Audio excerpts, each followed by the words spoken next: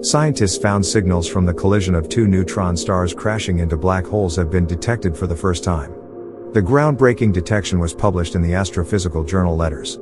Gravitational waves are invisible ripples in the fabric of space-time that was first discovered by Albert Einstein over 100 years ago. Einstein predicted that something special happens when two massive bodies such as stars orbit each other.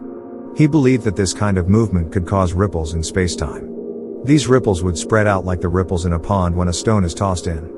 These waves travel at the speed of light, squeezing and stretching anything in their path as they pass by. Till now, scientists have only been able to detect the merger of black holes or neutron stars into each other. This time, they detected a hybrid collision, the first where neutron stars are merging into black holes.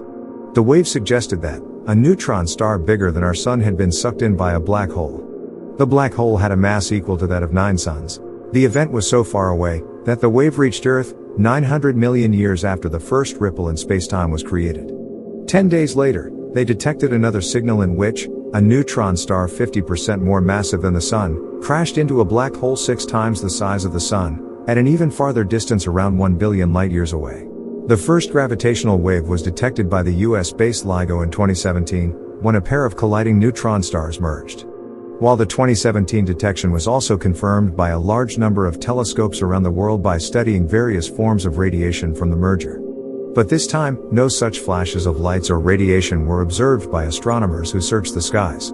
Scientists said that the light emerging from the merger could be extremely dim due to the massive distance at which the collision took place, and even the most powerful telescopes might not be able to see them.